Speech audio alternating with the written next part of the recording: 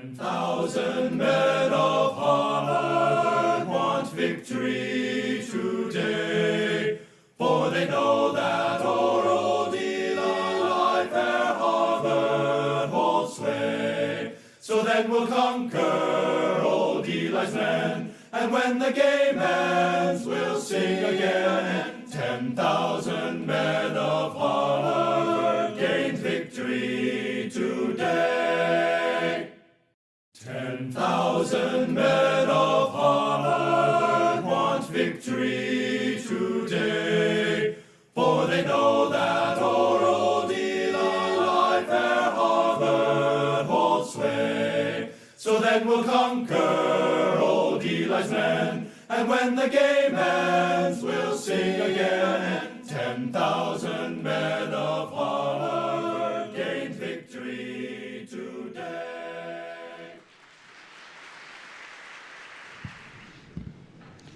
Welcome, everyone. I am Michèle Lamont, the director of the Weatherhead Center for International Studies, and it is our great privilege today to host His Highness, the Aga Khan. We are co-organizing this exceptional event in collaboration with the Al-Wahid Islamic Studies program. The Aga Khan, His Highness, is going to give the Jodidi lecture, which is the most distinguished lecture at the Weatherhead Center and also in the university as a whole. So in the context of globalization, we often, in the context of insecurity, witness a rigidification of group boundaries. And I think it's partly important for us as scholars and as human beings that we stop and reflect on the importance of pluralism and diversity. And who better to lead us in this endeavor than a spiritual leader such as the Aga Khan. The Weatherhead Center was created in the 1950s in the context of the Cold War, at the time when Henry Kissinger and Brzezinski were here at Harvard. At the time, we were really studying politics through the question of security, but today we have to think about cultural memberships, about group boundaries, about inequality, group competition as a condition for world peace. And it is in this context that the Weatherhead Center has really broadened its agenda. And we're now considering not only questions that are of relevance to international studies, but also to the study of comparative, global, transnational social problems. And political scientists, sociologists, anthropologists, as well as scholars from all the schools are collaborating in this endeavor. Whether we are looking at a more fragile European Union, a more polarized United States, a more fervid Sunni-Shia conflict, intensified tribal rivalries in much of Africa and Asia, or other splintering threats in every corner of the planet, the word fragmentation seems to define our times. And so we ask ourselves, what are the resources that we might now draw upon to counter this trend? How can we go beyond our bold words and address the mystery of why our ideals still elude us? In responding to that question, I would ask you to think with me about the term I have used in the title of this lecture, the cosmopolitan ethic. For a very long time, as you know, the term most often used in describing the search for human understanding was the word tolerance. In fact, it was one of the words that was used in the 1955 text to describe one of the objectives of this Jadidi lecture. What this means, perhaps all else, is a readiness to participate in a true dialogue with diversity, not only in our personal relationships, but in institutional and international relationships also. But that takes work, and it takes patience. Above all, it implies a readiness to listen. What is needed, as the former Governor-General of Canada, Adrienne Clarkson, has said, and I quote, is a readiness to listen to your neighbor, even when you may not particularly like him. Is that message clear? You listen to people you don't like.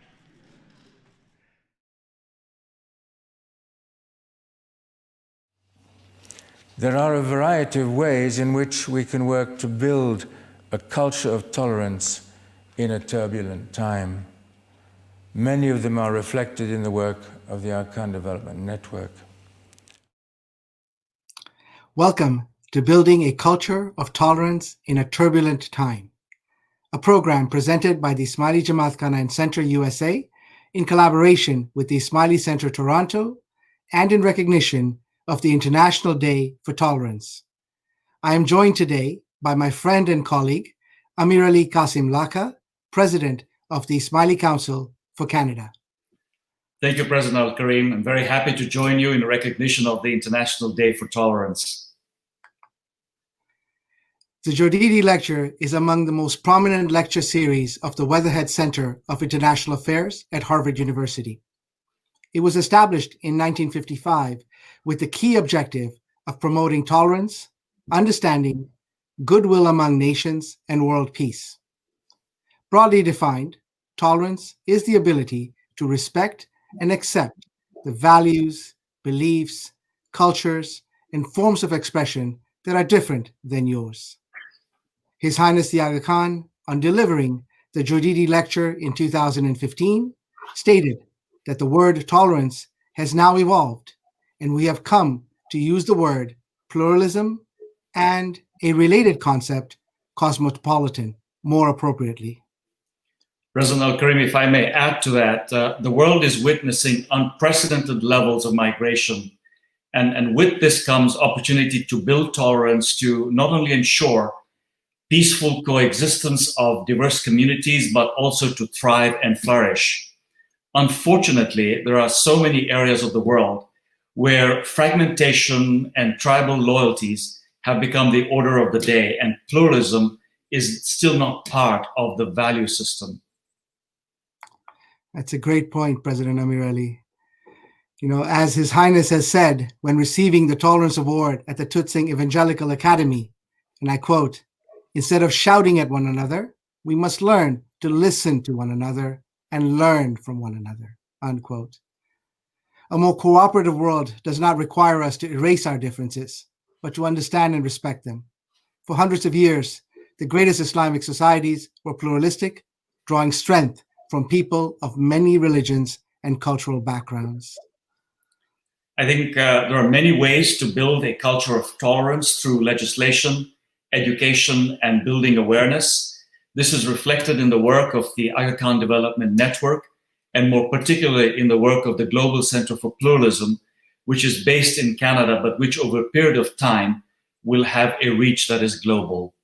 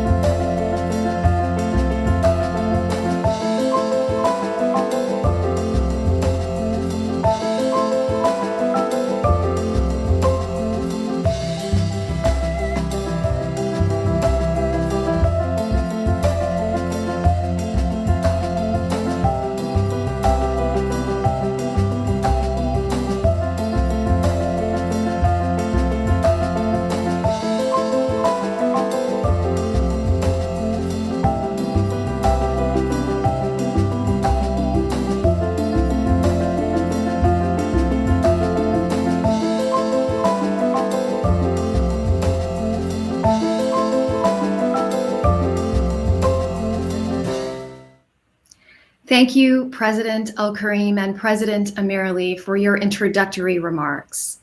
Today, I have the pleasure of engaging in conversation with three Aga Khan Development Network, or AKDN, resident diplomatic representatives of His Highness the Aga Khan. Your Excellency, Munir Merali, diplomatic representative to the people of Bangladesh. Representative Merali has been involved in launching numerous projects, including the establishment of the University of Central Asia, the first microfinance bank, the Center for Philanthropy, Serena Hotel, Ismaili Centers, and other institutions. He holds a Master's in Business Administration from the University of Toronto and a Master's in Public Administration from the Harvard Kennedy School. We also have with us today Your Excellency Sherazad Hirji, diplomatic representative to the Islamic Republic of Afghanistan. Representative Hirji is a lawyer and has worked in the philanthropic sector for the past 30 years. Most recently, she was president and CEO of the Canadian Women's Foundation, where she dedicated her time to strengthening the ability of women and girls to move out of violence and poverty into confidence and leadership. She served on the National Committee of the Aga Khan Foundation Canada, on the Ismaili Council for Canada, and served as president of the Ismaili Council for Ontario between 2012 and 2019 before taking up her current role in October of 2019. We also have with us today Your Excellency Dr. Mahmoud Ibu, diplomatic representative to Canada and the delegation of the Ismaili Imamat. Representative Dr. Ibu was born in Kenya and educated at the Harrow School in England. He obtained a Bachelor of Science in Materials Technology and a PhD in Laser Engineering at Imperial College, London. He served for 10 years as the chairman of the Leaders International Forum, overseeing the Ismaili community's leadership in over 23 countries. Welcome, representatives, and thank you for accepting our invitation to join our program on building a culture of tolerance in a turbulent time. Representatives, the challenges to tolerance are manifold in both the developed world as well as the developing world. The impact of globalization means that many who have never met before now intermingle. However, while societies have grown more pluralistic in population makeup, are not necessarily growing more pluralistic in spirit. As His Highness the Aga Khan, who is chairman of the AKDN, has said, what is needed all across the world is a new cosmopolitan ethic rooted in a strong culture of tolerance. Representatives, I'd like to begin by asking you to briefly explain the current environment of tolerance, pluralism, and a cosmopolitan ethic in both the developed world as well as the developing world. Representative Ibu, shall we begin with you in the developed world, followed by Representatives Hirji and Merali in the developing world? Well, thank you, Nush. First of all, thank you for inviting my colleagues and myself to participate in this program for to commemorate the International Day of Tolerance. I think in sort of reflecting on your question, my experience has been that there is actually some confusion as to how people understand tolerance, how they understand pluralism. And for me, it is not an accommodation and it is not toleration. It is, diversity in society is a fact. How societies respond to diversity is a choice. So pluralism involves choosing to respond positively to diversity rather than treating it as a threat. So in answering your question, I sort of think of what are the parameters by which we could measure whether a society, a country is actually responsive to tolerance or pluralism or is not. And I think there are sort of one or two core ingredients that I look at. First of all, is it a society that is respectful? Is it a society that is open? Is it a society that sort of understands and embraces difference, not just understands it, but actually takes it on? And is there cooperation amongst peoples with a common purpose? And if I was to use that sort of definitional standard and look at the West, certainly the developed world today, I would say we're probably at risk of drifting away from those notions of respect, for openness, for understanding. I think there's a drift in the last perhaps 10 or 20 years towards being more individualistic, being more exclusive in its way than it has perhaps previously. But I would say, with respect to Canada, which is the country that I'm located in at the moment, that Canada has always had embedded, certainly within the last century or so, within its cultural, societal DNA, the idea of embracing difference, the idea of embracing and accepting other people from different societies, ethnicities, cultures, etc. So I think Canada can be a role model. It can be an example of how a country over its 150 years, which did not start as a plural country at all, it had a very specific outlook at the time of being a Christian society, but how has it over its 150 years developed its thinking, it developed its society to be able to now be an example of how a pluralistic society can work, how it can enable tolerance. And that's not to say Canada is perfect, it isn't, but it's certainly, I think, an example that other Western countries who I think are drifting away from these ideas could value and listen to. Representative Hirji. Thank you so much, Manush. And like Representative Ibu, delighted and honored to be able to join this conversation. So I am now currently in Afghanistan, where, as I was reflecting on this question, what we are dealing with is the ultimate results of lack of tolerance, lack of pluralism, and lack of a cosmopolitan ethic. As you know, we are in the middle of a war here. We are in the middle of a civil war. And it is really due to the fact that different sides have different perspectives, different backgrounds, different contexts that they're coming from, where they're not able to speak to each other and not able to come to some sense of a conclusion.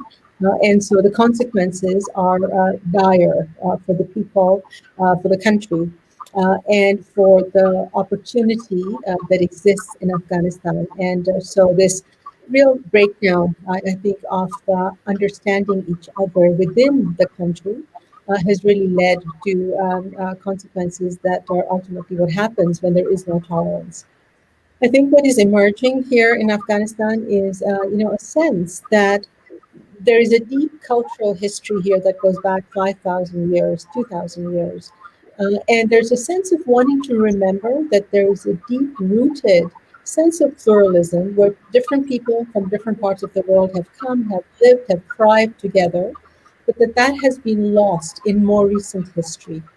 And there is a realization and a recognition that we have to come together within Afghanistan with our neighbors to have constructive conversations about pluralism, about understanding that we may come from different backgrounds, different ethnicities, different tribal contexts, but to build a country going forward, what we need to do is to recognize our differences, but focus on the strengths so that we build a country going forward on our strengths.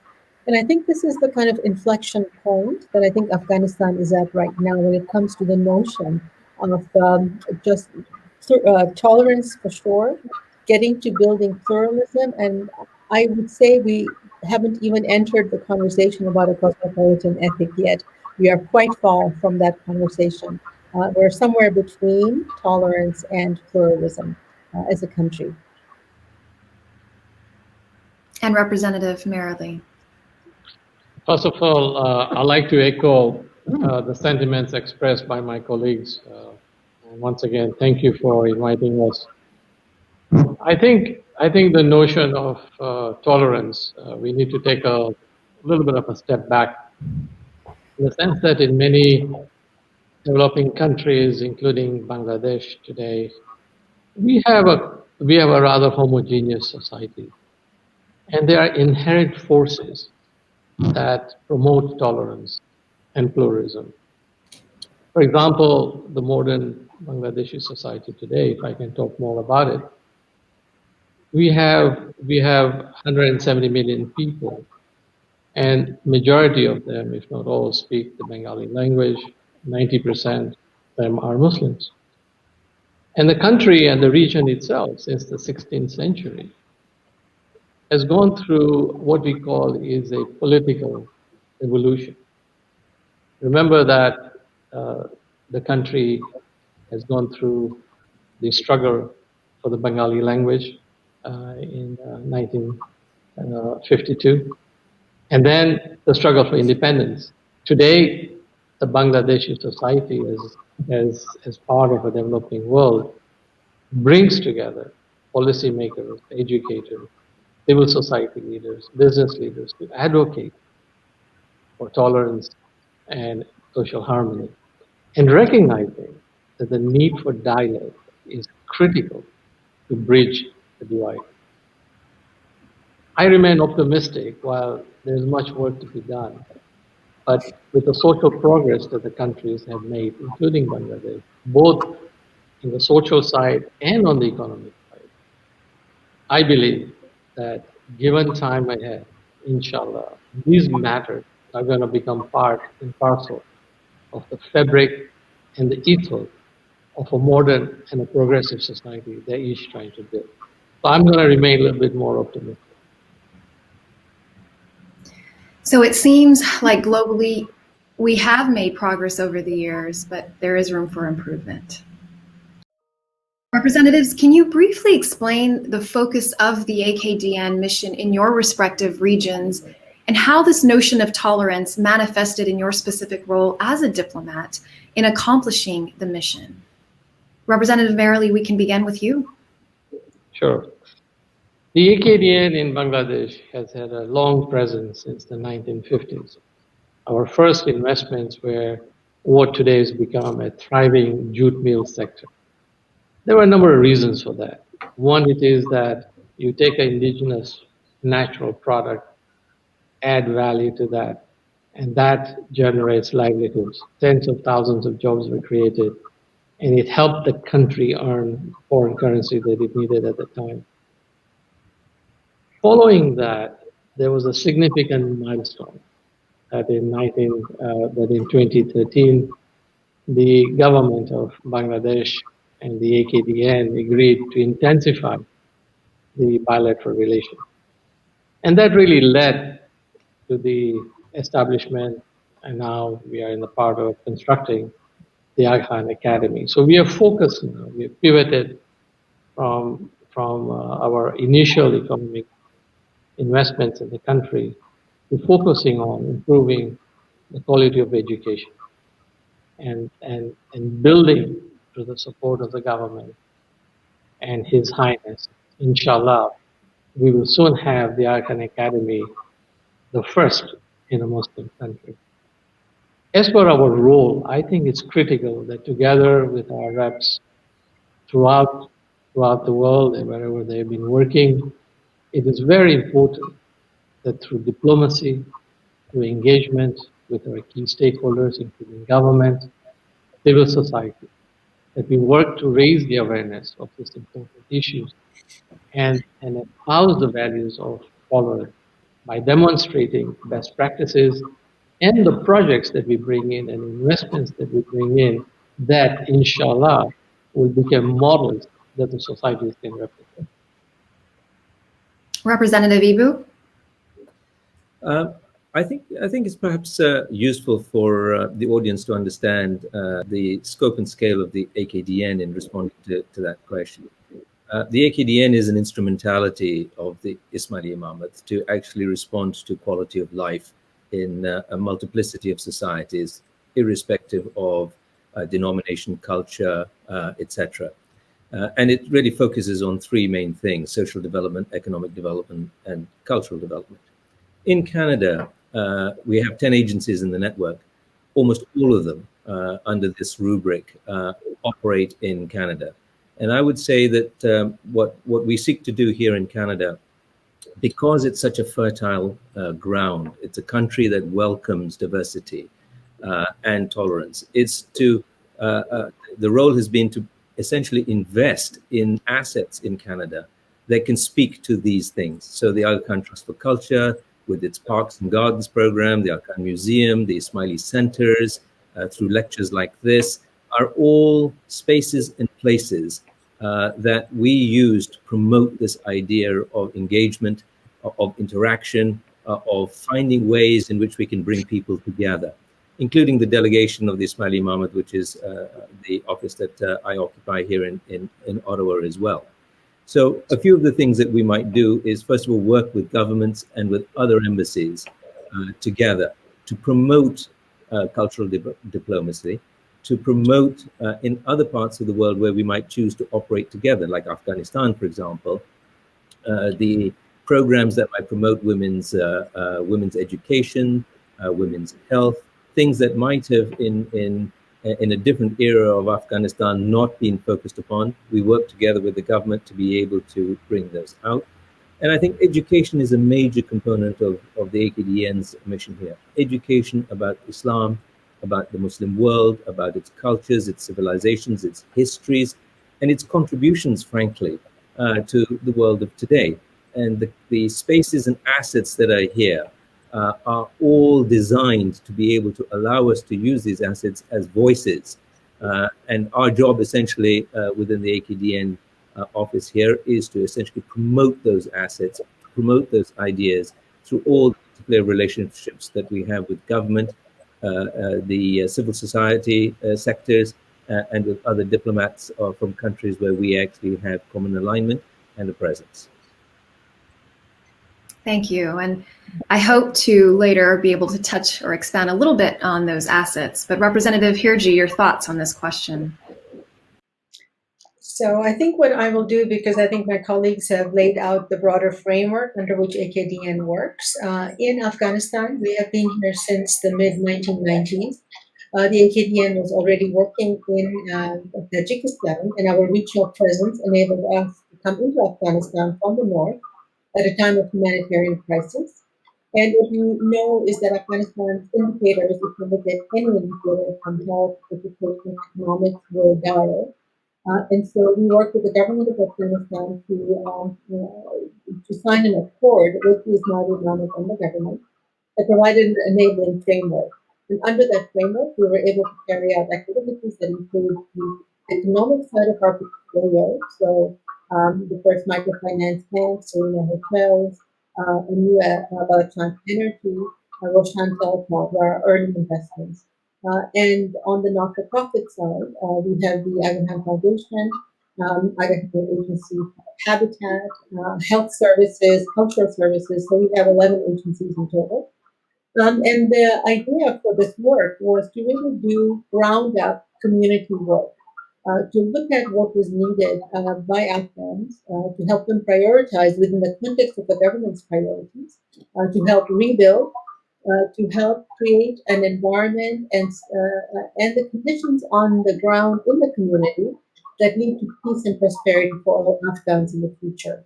And so over time, our footprint has expanded very deeply, I would say, into about 8 provinces in Afghanistan, broadly into about 20 provinces, and more broadly into all 34 provinces. And so we are a very active partner. We also bring, because we are both a donor and an implementing partner here, so many of our donor partners have no agencies of their own, and so we become a preferred partner of choice because of the quality we bring to our work, whether it's in the healthcare field, whether it's in education, whether it's in livelihood, whether it's in gender issues, education for girls. We are looked at both by government and our donor partners as the agency or as the organization of choice to partner with to make change in Afghanistan. So that generally is the work that we are doing here. I'll give you an example. Since we started in 2002, formally under this accord, the Aga Khan Cultural Services, the Aga Khan Trust for Culture, has restored over 140 important monuments across the country. Again, connecting people back to their heritage here in Afghanistan. So that's the nature and the general kind of work that we do here. Thank you, Representative Hirji. Representative Dr. Ibu, in an interview that you gave with Quartz, which is an international news organization, when discussing how to reconcile the West with Islam, you said, the only way to counter the monolithic view of Islam today, of it being an ill-educated and violent faith, is through bringing out these aspects of knowledge. Dr. Ibu, can you explain what you mean by this and provide some examples on the various projects or assets of the AKDN in Canada that perhaps shine light on ways to counter this view? Well, I think when that interview took place, it was really to respond to a question where it was fairly obvious that people's understanding and knowledge of the Muslim world was actually quite thin, particularly in Western societies. And His Highness the Aga Khan has said this in numerous speeches where he's felt that there is a clash of ignorance and a lack of understanding of the Muslim world and its histories and contributions. For me, I think it is lost on many people. To illustrate with some examples, the contributions that Islam has had to mathematics. Today, everybody in a school will have studied Al-Khwarizmi's mathematical model, which in Arabic is Al-Jabra wa Muqabla. Al-Jabra. And everybody studies Al-Jabra. But nobody understands that its rooting is from a mathematical construct from a Muslim scientist. Or poetry and literature. Rumi has written the longest love poem in human history. Or Ibn Sina with respect to medicine. And I think, or even Islam's focus on beauty, the environment, and therefore the genesis of the focus on parks and gardens that go back to the Mughal era and much, much earlier. And my sense is that there needs to be a better education of Islam's contributions, and that was the point I was making. I think in Canada, all the assets that we have, the garden, Aga Khan Garden in Edmonton, the Aga Khan Park in Toronto, the Ismaili Centers, the Delegation, the museum, if you even look at the way they have been designed, they are symbolic in their architecture, in the way that they're constructed, that every element of that space somehow symbolizes these characteristics of knowledge, of music, of literacy, of culture.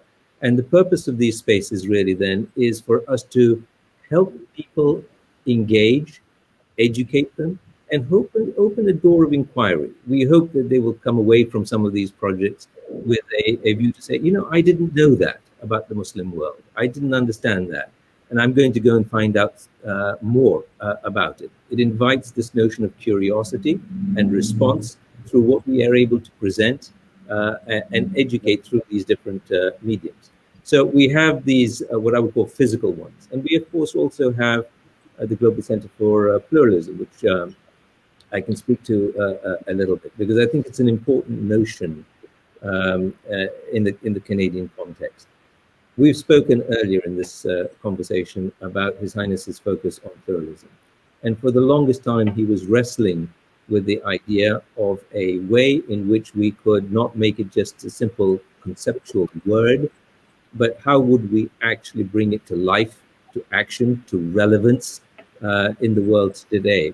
And in conversations with former prime ministers of Canada, starting from Jean Chrétien, and then with Paul Martin, and then eventually with Stephen Harper, the idea of using Canadian experience.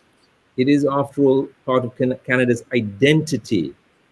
Pluralism is a defining characteristic of Canada. It's a core element of the country's identity. To see how we could bring our understanding and knowledge historically of pluralism, which, by the way, has been prevalent in the Muslim world, but not well understood, together with Canada, and to create an institution that could respond to and educate how pluralism in action actually does work and benefit human society. So I think our projects have been engineered by His Highness, the ones in Canada, to bring these notions out in a very vibrant way, vibrant and engaging way. It's fascinating to see how through education, research, and collaboration, these assets that you mentioned serve as key mediators of fostering dialogue and promoting tolerance and mutual understanding among people. Representative Merrily, sorry, go ahead, Dr. Ibu. If I might, Benush, just to give an illustration of how the idea was put into action. If you look at the Winford site complex of the Ismaili Center, the Aga Khan Park, and the Aga Khan Museum, and you ask, how was this built? You have the Ismaili Center, whose architect was an Indian Catholic, Charles Correa. You have the park itself was built and designed by Vladimir Jurovich, who is a Lebanese Christian. And you have the Aga Khan Museum built and designed by Fumihiko Maki, who is a Japanese. And they're all coming together to build this complex for a Muslim leader. That in and of itself is a demonstration of how you bring the best together, irrespective of their culture, their background, their history, to say, how do we work together to build something that is essentially beautiful, representational, and can speak to our common values. And I like the term you used, Dr. Ibu, pluralism in action. Representative Merrily, in a recent interview you gave to the Dhaka Tribune on education as a key area of investment or interest for the AKDN, you said the network is committed to enhancing its investment in the education sector with the establishment of the Aga Khan Academy, Dhaka. Representative Merrily, can you tell us more about the academies in general, and specifically why an academy, an Aga Khan Academy in Dhaka, and this emphasis on education and its role in promoting pluralism? Absolutely, Benush. I think you will recall that it was in 2000 that when His Highness initiated the establishment of a globally integrated network of schools, and the plan is to have these in some 18 countries. Today, we have got academies in Kenya, India, Mozambique, and inshallah, as I said before, we will have one in Bangladesh. The key objectives of these academies, in addition to offering a world-class education, is also to support the national and regional development goals. Let me explain. The first really is to provide an international standard of education and strong leadership experience with talented students who are selected on merit so that they may facilitate the development of homegrown global leaders. And today, if you may know that Bangladesh has one of the largest public systems anywhere in the world. We've got over 40 million students. And if we can make an impact on the quality of education in a country like Bangladesh, we can have a multiple collateral benefit coming out of the project. The second is that how do we build and strengthen the national education system? Many international organizations like UNICEF and others have pointed out that one of the deficiencies of an education system in a developing world is the quality of education, is the quality of teaching.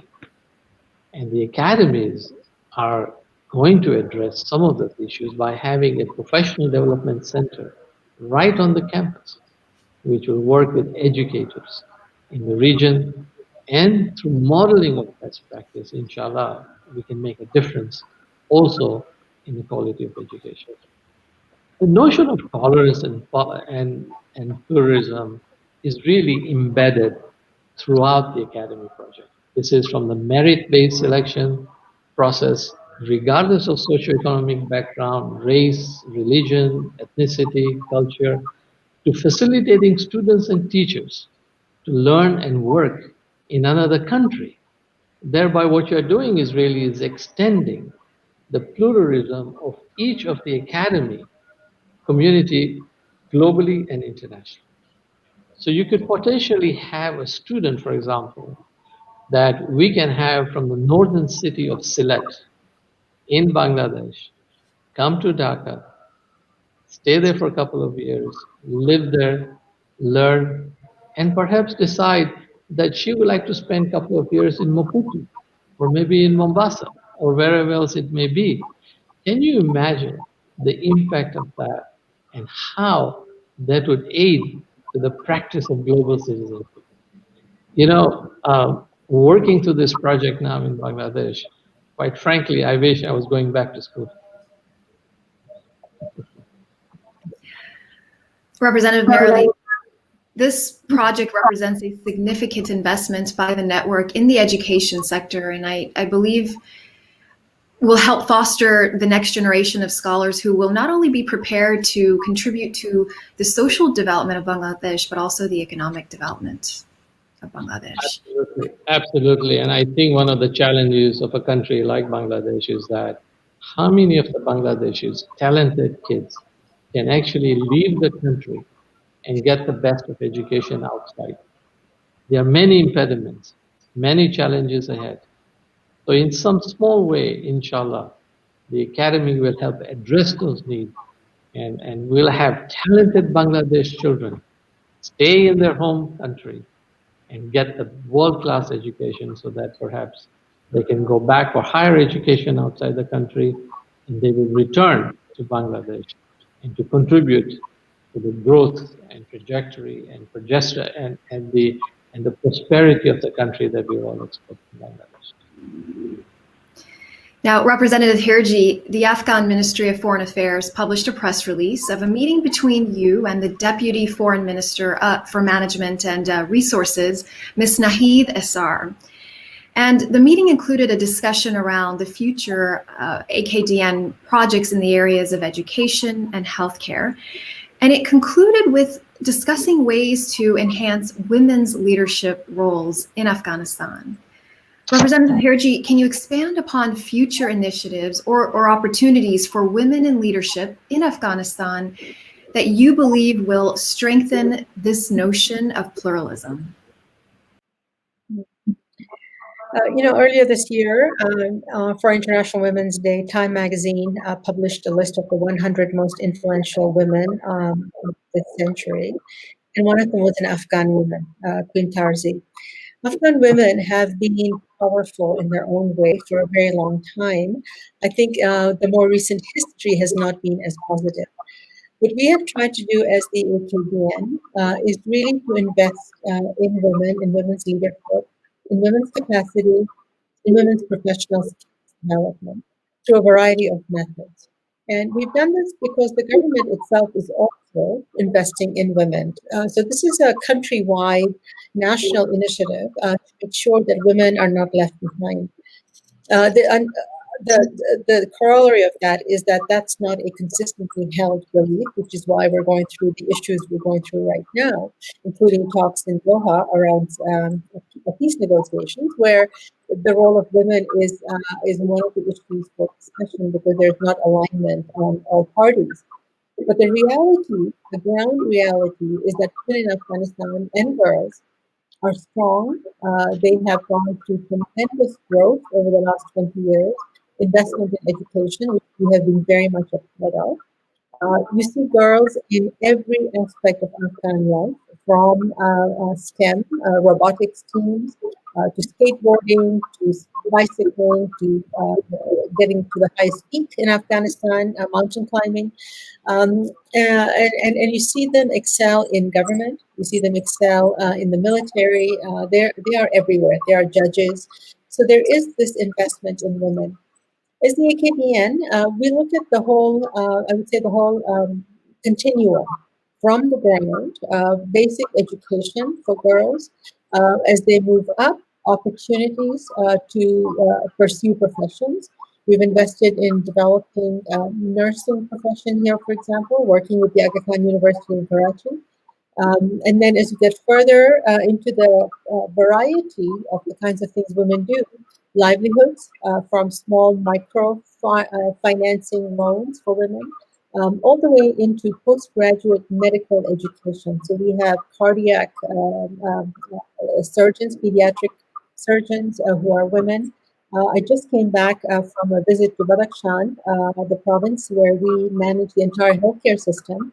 And I met a group of women doctors who are absolutely stellar and who could really take on any woman doctor in the world and be as successful as they have been. So this is part of our investment as AKDN is in human talent, and particularly for women, to make sure that they have the opportunity, whether they want to go into entrepreneurship, whether they want to go into business, whether they want to go into the professions.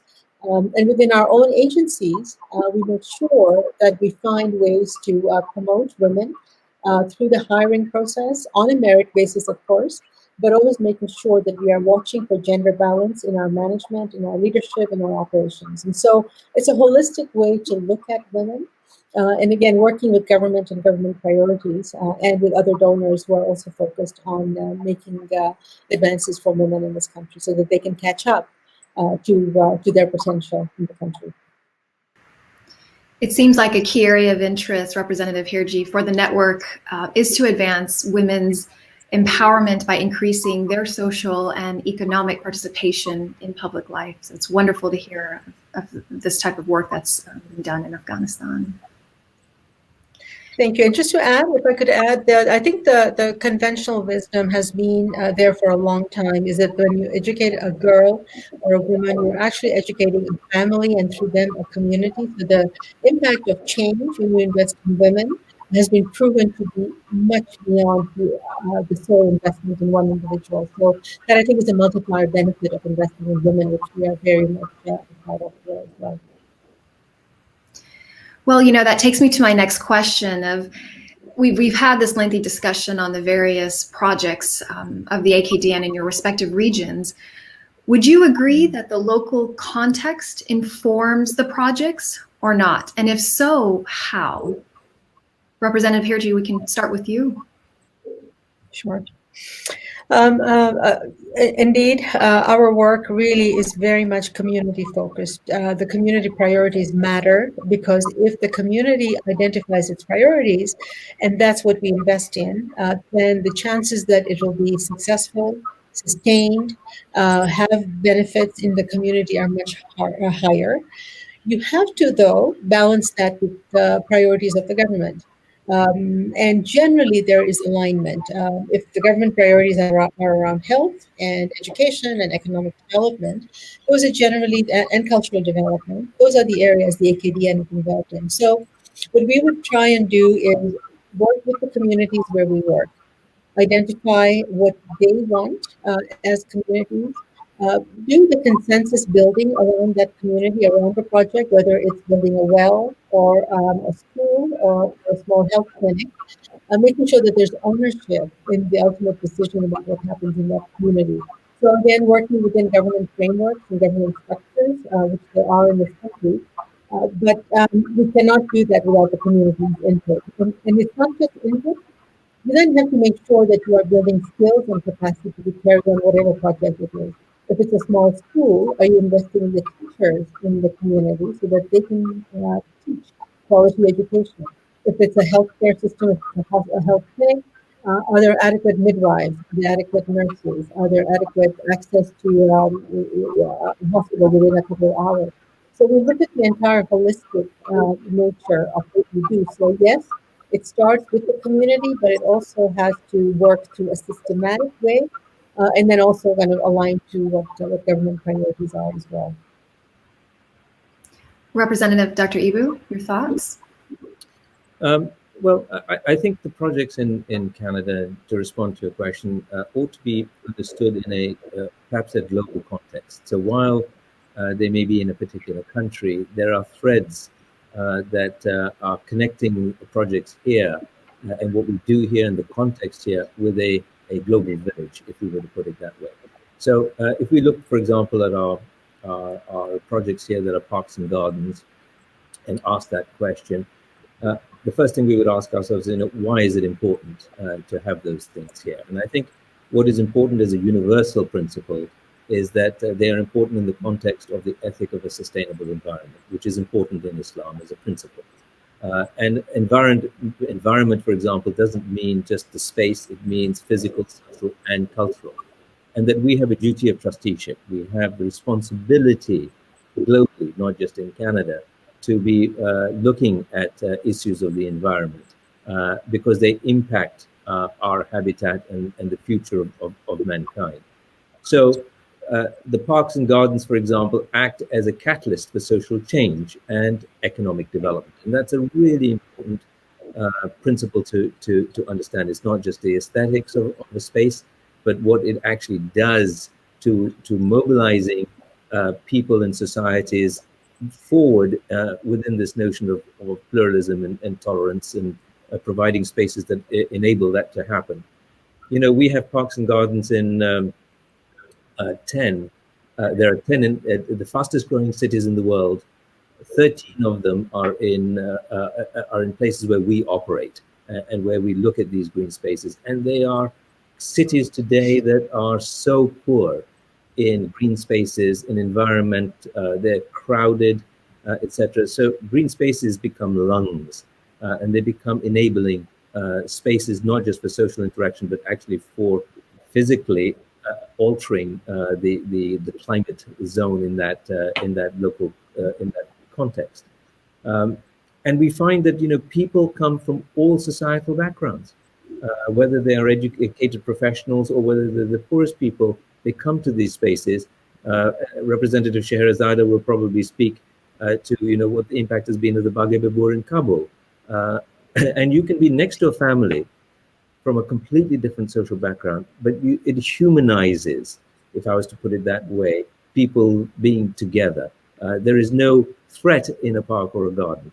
And I think the context here in Canada for us was also the idea in having these projects was that they would enable Canadians and others who come into Canada to see these as examples of how they can act as agents for change and how they actually affect change going forward.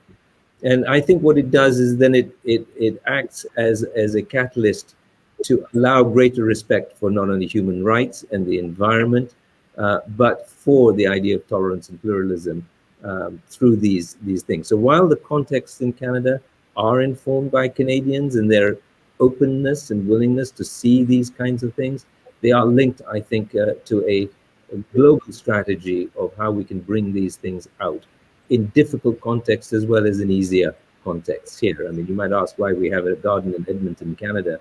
It is the most, by the way, the most northernmost Islamic garden in the world, and understanding that Edmonton is frozen for most of the year. But it is illustrative that these kinds of spaces don't have to be in the Muslim world. They can be in a Canadian context, and they're adaptable to a Canadian context. And so it is with all of the other projects that we actually have here in Canada. So I would respond to it in that way. And Representative Merrily? You know, building on some of the good comments and very relevant comments by my colleagues, I would like to echo that development of any project or any program is really deeply rooted to address the needs and aspirations of the country and of the local community. I remember my first very visit to the Afghan Delegation.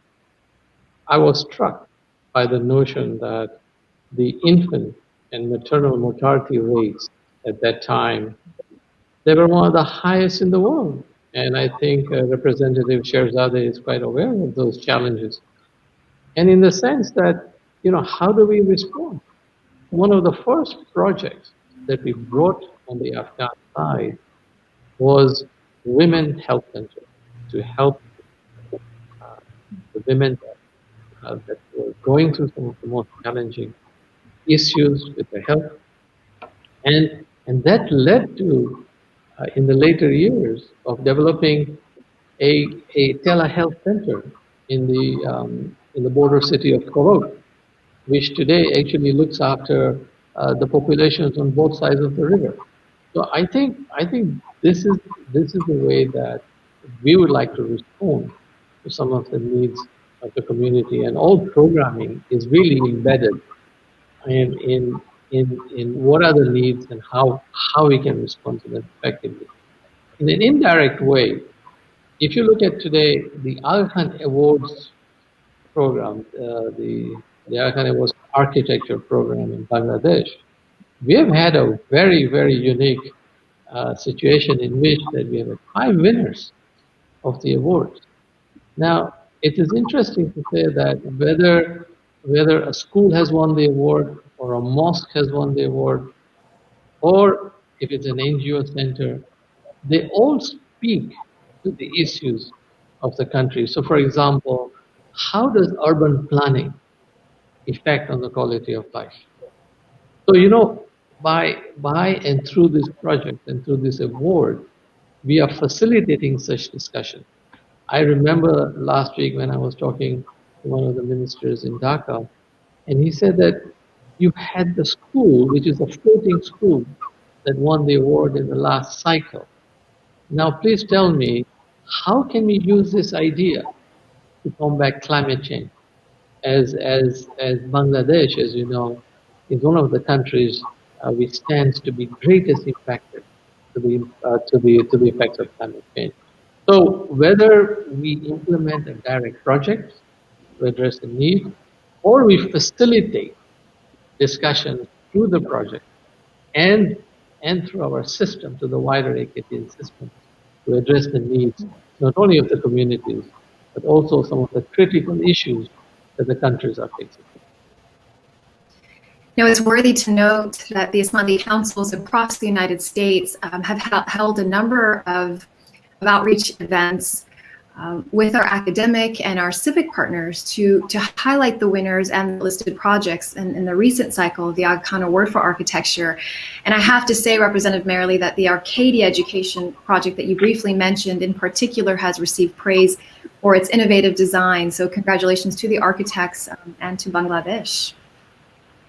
Absolutely, and the architect is a very senior member of the community in the sense that he has done many, many projects.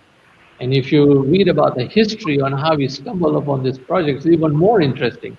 But today, I must say that Saiful Haq is in the greatest demand of people not only in Bangladesh, but also to those countries which are grappling with on how do we mitigate against the effect of climate. So I'd like to turn our focus now on the infrastructure work that the AKDN has been engaged in, and the first that comes to mind are bridges. It seems that the network has involved itself in a significant way in building actual bridges in the Central Asian countries. In 2006, His Highness the Aga Khan, when speaking at the inauguration of the Ishkashin Bridge, which is one of 5 bridges by the AKDN, built by the AKDN, he said, "It has always seemed to me that bridges are amongst the most powerful and important symbols in human society, symbols of connection, of cooperation, and of harmony." Representative Hirji, how significant are these bridges to the people of these communities, and can you explain its impact on fostering the narratives that we've been discussing? I think that's such a fitting analogy to the conversation we're having around tolerance and pluralism, because that's a physical, very physical representation of getting to know people on the other side, so to speak. For Afghanistan, I would say those bridges have been transformative for those communities. Prior to the bridges being built, people would have to travel hours, almost a day's worth, to get to Faizabad, to get to a market, to get to Shubnan, to get to different places. The bridges have cut down the time that people spend in traveling. They have strengthened relationships on both sides of the country. I remember hearing a story that at one point, Afghanistan, northern Afghanistan, where honey is used for medicinal purposes, didn't have enough honey, and so would have to import honey from Tajikistan. As a result of the investments we've made, as a result of the bridges now, honey from Afghanistan is now sent to the markets in Tajikistan. So there's some very concrete examples, and I think if I step back a little bit more broadly, what these bridges have been really doing is to try and build a regional sense of strength as a region. And I think between Tajikistan and Afghanistan, between even northern Pakistan, Our energy projects, for example, really cut across this region, not just one or two countries. And I think that is another strength that AKDN brings. So to come back to these bridges, what they have enabled over time, and I think Representative Munir spoke to this earlier, is even healthcare services. So because of the isolation of some of the northern populations, it's so much faster and easier for them to get to Karo for treatment across the border, across one of those bridges, than it is to get to the southern part of Afghanistan, to Faizabad, to get the treatment that they need. And so I think in many different ways, these bridges have been avenues for opportunity and the avenue for collaboration between communities that were so isolated in the past and are now coming to become part of the evolution of Afghanistan as a strong country. And so I think if we can talk about bridges, we can talk about roads. The AKDN here has built thousands of kilometers of roads just to make sure that there's accessibility. And I could tell you lots of stories about the infrastructure projects that have really transformed lives. And the latest one is Delegation on Energy, which is a power investment by ACFED, by IPS, and it is going to take over and electrify the entire province of Badakhshan over a 15-year period. So infrastructure has gotten more sophisticated beyond those bridges, but those bridges were the very early building blocks, I would say, in Afghanistan.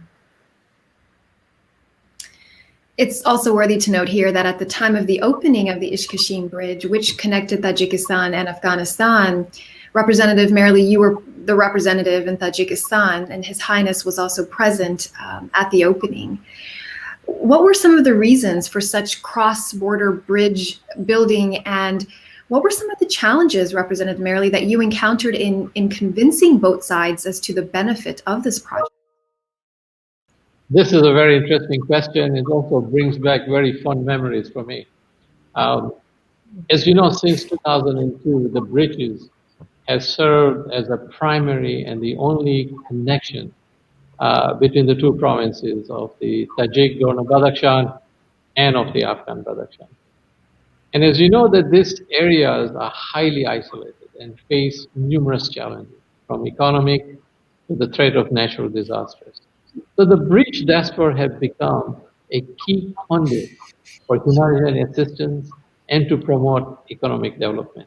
One of the things that we installed is that, and I hope Representative Sherzadeh will have a chance to visit some of this, is that, you know, we have installed markets at each of these bridges. If you were to go on the market days, there'll be buzzing about bartering and selling and bringing produce and products from all over the place. It's quite an exciting place. But the issue is that the notion of the bridges, as Representative Sherzadeh said, they were the building blocks. And what has happened is that through that collaboration, we now are bringing much more services, including education. I remember that when I was in Korog, we used to bring Afghans, young Afghans, across the border, and they were studying at the University of Central Asia, whether it's English or technology or skills, and they used to go back. And then we started working in medicine. So I think as has been rightly said, that the bridges have now become a building block to many other services. And I remember that when we were negotiating a power purchase agreement between Tajikistan and Afghanistan, it was through this bridges program that the first electricity sale took place between Tajikistan and Afghanistan. In terms of the challenge, Manush, we had our fair share of challenges. You need to appreciate that the river Pianj is not only an international border, but for 70 years, it was really an ideological divide between Soviet Union and South Asia and Afghanistan. So that was our first challenge that to overcome. But I think one of the challenges that we really had to work through the local governments and the central government, donor and development partners, was to ensure the integrity of the border. it was important that we foster the safety and security of the communities on both sides of the border. And I think that it was through this support that we had of the local communities, local governments, that we were able to be successful to overcome some of these challenges. But I must say that, inshallah, looking at this 4, 5, 6 bridges now that we have, I'm assuming that that through trade, through transfer of humanitarian assistance, through economic development, I think it will bring good progress to these very isolated peoples in Afghan Badakhshan and also in Ramadan. It seems like a key takeaway here is that the network is invested in providing opportunity and access to the people. But can I just build on that? Sure. Sorry, Manush. If we fast forward now 15 years later from those initial bridges, what we're now seeing is the governors on both sides of the bridges in different countries asking our support to actually do cross-border memorandum of understanding, which we now have, to really regularize and to increase and to strengthen the partnerships cross-border. And the government of Afghanistan, the foreign minister, was actually in Tajikistan just a couple of weeks ago doing the same thing with the Tajik government to say we need to think regionally, we need to think about building strength, stability in Afghanistan, economic and all kinds of stability and prosperity can benefit the region. And so I think going from these kind of individual bridges, we are now looking at country cross-border collaboration in very dramatic ways. And so I think that's a tribute to the very early investment of AKDN looking at cross-border work. Thank you, Representative Hirji, from that. And I think you and Representative Merrily touched on it, that the bridges really served as that foundation, and now we're actually building upon that and engaging in fostering some of the narratives that we've been discussing today. Mm-hmm. Representative Dr. Ibu, in Canada, the AKDN, as you also mentioned, has presented several parks and gardens as gifts to the Canadian cities. So, for example, Toronto, and you touched a little bit in Edmonton, in the hope that they will enhance the quality of life for not only the residents, but also its visitors.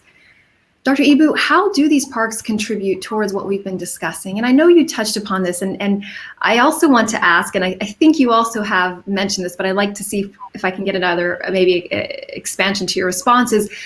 Would you argue that there is an economic and or social and cultural role that these parks play, or is it simply aesthetics? Well, thank you, Banush. But before I respond to that, I have one other addition to the conversation about bridges, sure, if I might. And that is that while we were discussing physical bridges, I think it's probably important for us to remember the value of knowledge bridges. And they have as much impact in many ways. So, for example, Canada has been an extraordinary knowledge bridge to things that we would be doing in the developing world. For example, very early on, Canada played a very important role in the initiation of the School of Nursing at the Icahn University in Karachi. And that knowledge bridge enabled a whole new industry, bringing value to a profession which was otherwise undervalued in a country like Pakistan, and creating a whole new opportunity for young women to play a positive role in that society. So I think we should also remember the impact of knowledge bridges, and that's just one illustration as well of the kind of impact that knowledge transfer can also bring. I think coming back to your question of the gardens and the aesthetics, and yes, I did speak to some of these points a little bit earlier. It's not a question of just the aesthetics. In Islam, gardens are a representation of what we understand in the Quran to be paradise. Paradise is always described in many ways as being a garden. So it is not just the reflection of what we might think of as being beautiful or spiritual, or even a space in which one can connect to a higher self or a spiritual domain. The gardens for us, I think, also are enablers, as I mentioned before, enablers for societal integration, interplay, interchange. Some of the gardens that we might have, for example, have been an opportunity to expand a completely new dimension of economic opportunity and to foster a set of conditions that have enabled people who had nothing to have something. For an example, Azhar in Egypt, the Al-Azhar Park, which was, built on a rubbish dump that was 500 years old, half a millennium years old, which is now the largest green lung in the Middle East, also spawned around it, which were slums, a whole new industry of opportunity where people revived their artisanship, their craftsmanship, etc., and it became an enabler. So I think whether the garden is in Edmonton or in Toronto, or as we have a small one here in the delegation in Ottawa, or the 5 or 6 or 7 that are representational in the Aga Khan Centre in London, they are all spaces not just for people to be connected to in a sort of spiritual or aesthetic way, but in a much broader way. For example, as I mentioned before, respect for others in this space. It also has promoted good governance, strengthening of civil society. And in fact, most of our gardens actually are self-sustaining, if not generating money. And so there is a way in which the impact is well beyond conservation in many ways, or just simply a space in which people can come together. They actually have a much wider impact. The garden in Edmonton is relatively new. It was opened by His Highness in 2018. And so it's in its early infancy. People are just beginning to recognize and appreciate that there is an Islamic garden, which is, I think, about 17 acres.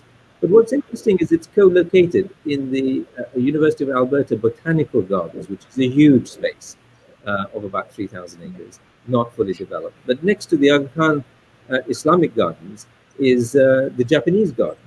So you can begin to see an interplay that beauty has different manifestations, different representations, different interpretations. You can walk through the Japanese garden and walk through the Aga Khan Gardens and have a completely different sort of experiential surrounding, but it generates something within you that I think is enlightenment in some ways. But to come back to your question, they're not just aesthetics.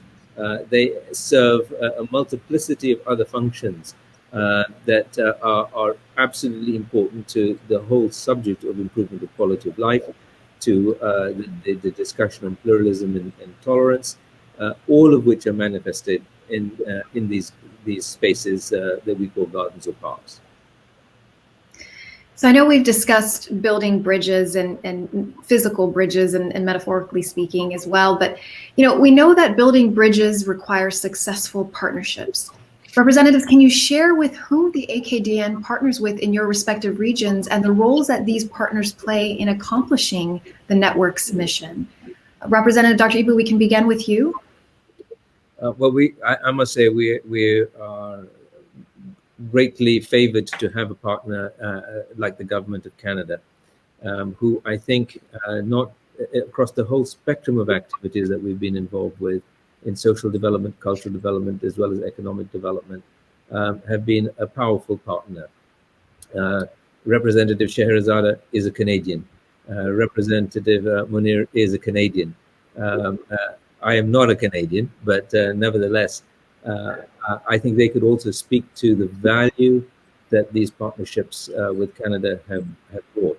We have a broad range of what I would call bilateral partners that have helped us in the developing world, that have common sets of a common outlook. In fact, what I would call a cosmopolitan outlook. Their value set and our value set in terms of improvement of quality of life, ensuring that we can address issues such as the reduction of poverty, enablement of women, whether it's healthcare, are all very much aligned. And I would say that we have with Canada over the last 50 years had a significant impact. And just to illustrate one such project is the hospital in Bamiyan. funded by the Canadian government in partnership with others, but principally by the Canadian government, in a remote area of northern Afghanistan, where I think Representative Merali mentioned earlier that there was virtually no healthcare at all. Maternal and child mortality was extraordinarily high, and how Canada helped us build a hospital that today has enabled that mortality rate to be dropped to almost non-existent levels.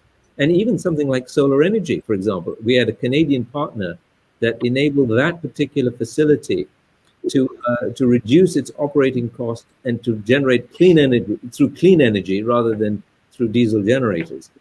So our partnerships, I think, with Canada have been broad and strong. And I must say we are indebted and grateful to the government of Canada, as well as to our partners in Europe, the Germans and the Norwegians and the European Unions and the French, who have also been powerful partners for us in our endeavors in the developing world.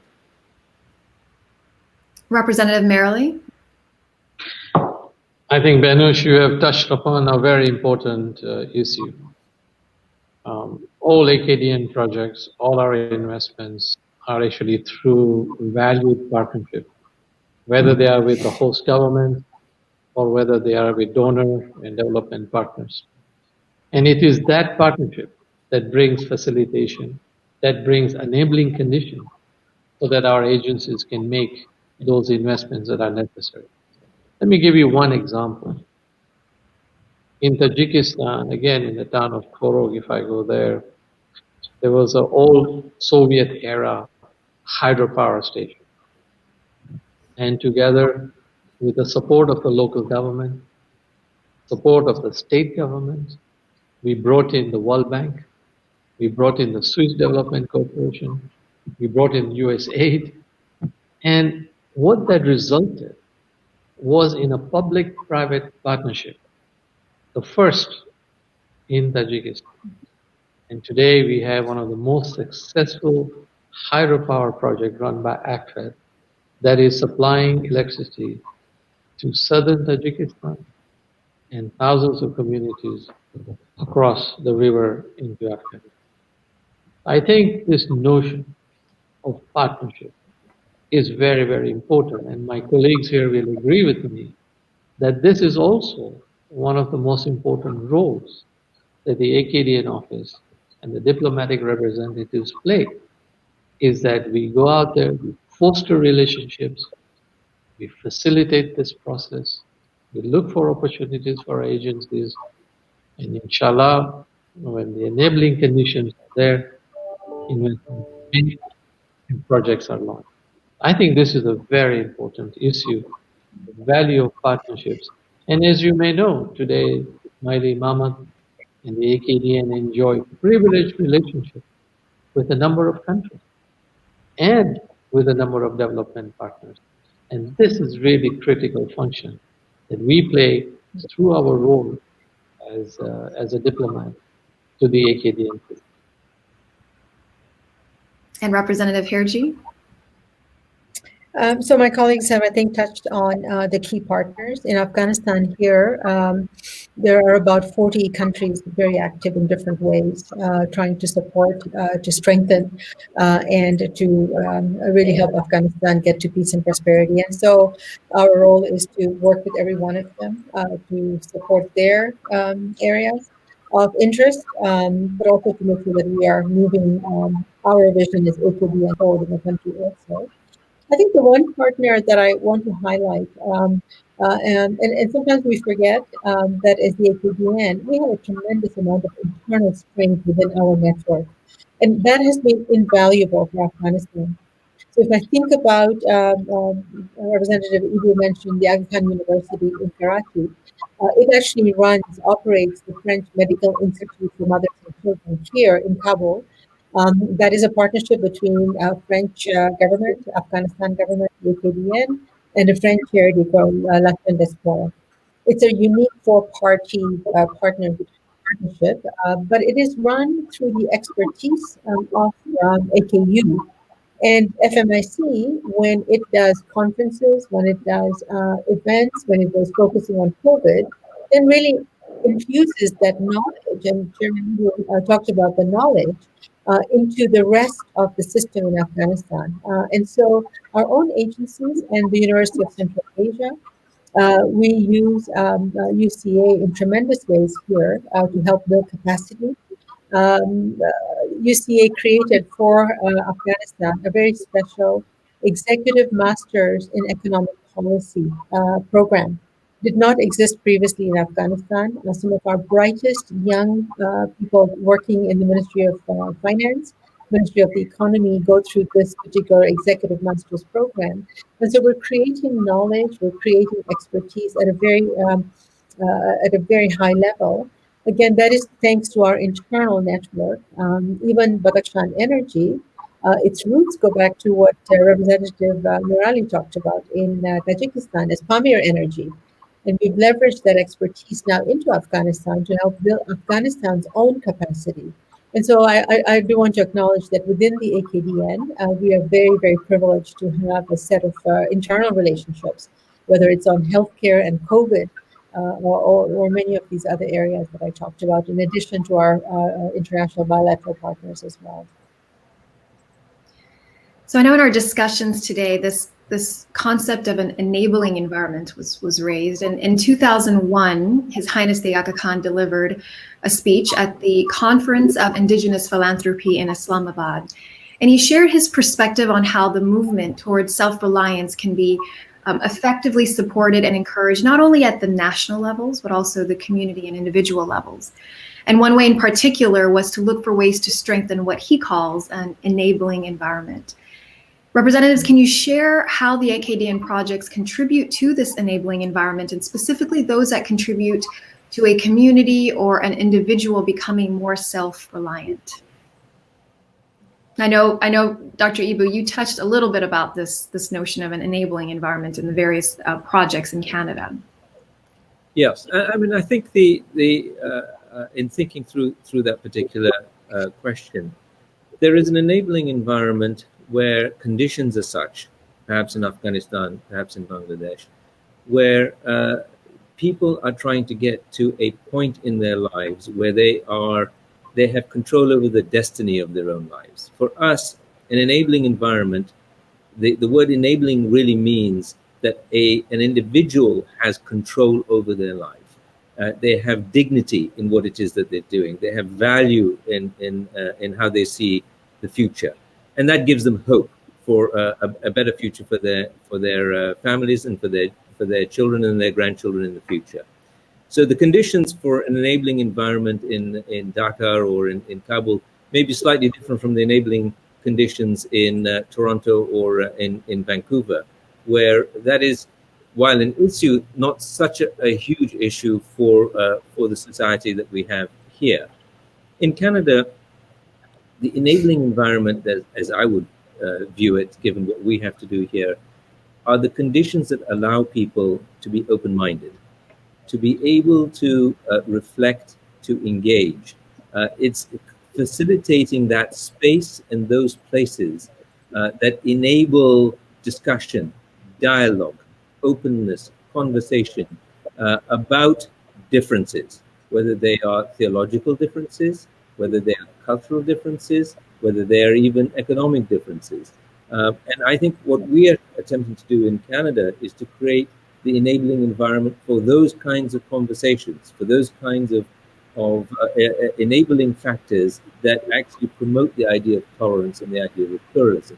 We're not so much, I think, driven in the Canadian context of looking at how we are going to move somebody who is impoverished and in difficulty, who doesn't have access to healthcare, doesn't have access to education. We have all of those things here to a level where they can be self-empowered. And maybe my colleague representatives could perhaps speak to the work that is being done to create those enabling conditions in that sort of a context in their environment. Representatives Hirji and Marilee, anything to add? Yeah, I mean, I see that context of an enabling environment at sort of multiple levels. I think Representative Ibu has kind of touched on that. But for us, fundamentally as AKDN, we need an enabling environment to work in this country. And that is created through an accord of cooperation, an agreement of cooperation, where the government gives us certain rights and privileges to be able to do our work, and for our agencies to do our work. Then I take it down to the conditions in a particular community. You can look at an enabling environment in the context of the parks we just talked about. In Kabul itself, we restored a number of parks, monuments. And what has happened around Bagi Babur, which was one of the first parks we restored, is that the park itself has become a place where families go on a Friday, and I've been there on a Friday on a picnic with one of my staff. You could be in a park in London, you could be in a park in Toronto, it doesn't matter. It's a park, and people's behavior changes. And their environment actually enables a very different way of being than you are outside the walls of that park. But just as importantly, around that neighborhood, we are now seeing gentrification. People realize the value of this park in this community, and so the prices of housing is actually rising. So you see this kind of revitalization starting to happen in the neighborhood. And that is what started with a very basic investment in restoring a park. You see it in terms of providing access to education. You create an environment where a girl can go to school in a community that is supportive, because we've had the conversation of the community and they support education, then they will help that girl right into her ultimate aspiration as a career, into entrepreneurship, into whatever she wants to do. So I think I look at that question in kind of different sort of systems in which we operate, and the kind of enabling environment that needs to happen within all of those systems. And Representative Merrilee.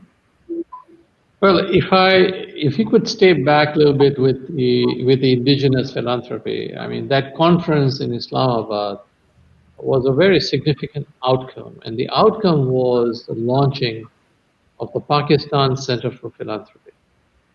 Now, we may want to understand what did the Pakistan Center for Philanthropy really achieve. One of the critical outcomes of this center was that it inspired trust, it inspired confidence, and more importantly, working with the government, it created an enabling legal, fiscal, and regulatory regime that actually promoted and recognized philanthropic action. So it really transformed how philanthropy in Pakistan at that time was given, and the recognition that it needed, so that we would have a greater effort in terms of indigenous philanthropy that can be channeled towards sustainable development. The second was that the research of the center informed us that there are many ways of giving. It was not only financial. It was time, it was ideas, it was experience, it was professional skills. And it was very important that in order to be a donor, you did not need to be wealthy to be a donor. You could donate in anything that you could.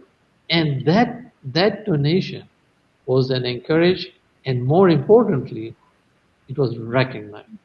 So I think this was a very important time in Pakistan at that moment, where we studied the indigenous philanthropy, created an institutional response to that, and today the whole notion of indigenous philanthropy is quite different.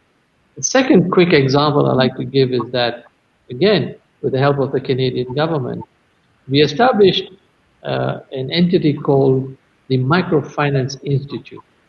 And the reason why we did that is that when we went to establish a formalized microfinance institute in Pakistan at the time, they did not have the necessary ordinance or the laws to have registration of a microfinance institute.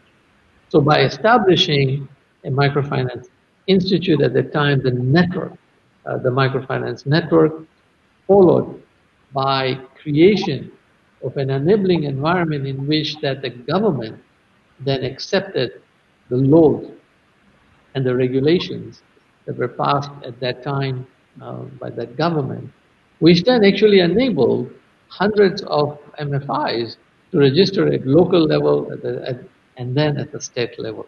I think the projects that the AKDN initiates in many of these countries and many of the situations, by itself, they create enabling conditions so that so much more can happen, whether it's in philanthropy or whether it's in the practice of microfinance. Well, with that, I would like to thank you for this thoughtful discussion. Building bridges, both physically and metaphorically, seems to be one key way of contributing to a more pluralistic and tolerant society. The AKDN institutions in healthcare, education, science and research and culture are critical to development in these turbulent times. I'm sure that our listeners have come away with the rich understanding of not only the work of the network, but also your roles as diplomatic representatives of His Highness the Aga Khan in the countries you serve. On behalf of the Ismaili Imamat Center USA and the Ismaili Center Toronto, thank you for joining. Thank you for having us. Thank you. Thank you very much.